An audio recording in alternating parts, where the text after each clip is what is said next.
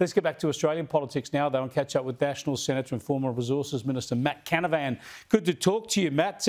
I want to come to the nuclear issue in just a moment, but first off, you've taken an interest too in these lithium-ion batteries that are so common now around the country. They're used on a grand scale, of course, as part of the renewable backup, but in people's houses, they're powering all sorts of things like e-bikes and golf buggies. We've got to be careful about them. They've created a lot of fires and done a lot of damage. Now, confirmation that at least 2 lives have been lost by fires caused by these devices.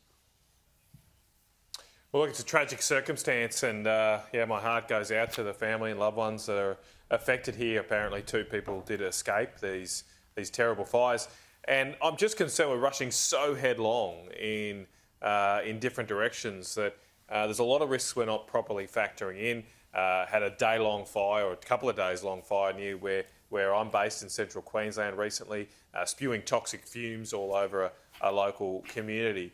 And we're going to put a lot more of these things all around the country, and there really has to be a proper look at the risks of these. Are we making sure that the safety precautions are in place?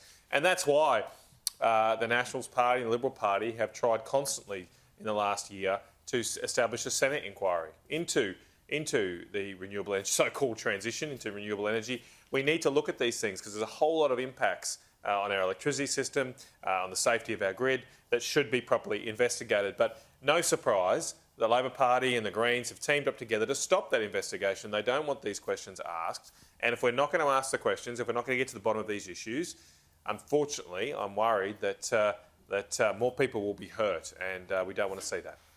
Now, onto the nuclear debate. Now, obviously, you support sustainable, reliable energy, but I would have thought the big push on nuclear from the coalition might upset you a bit because you've been a coal power advocate, a supporter of modern technology for coal-fired generation. This would surely be the kibosh for that.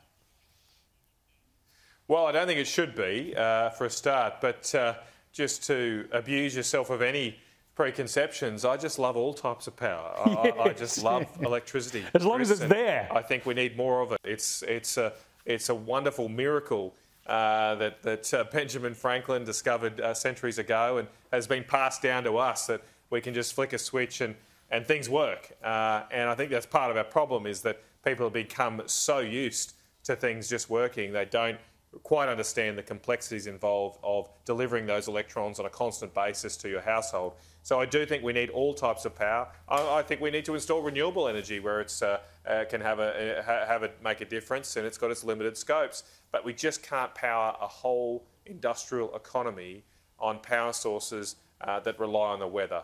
That makes no sense, and every country that's tried it has ended up paying more for power prices, just as we have in the last few years.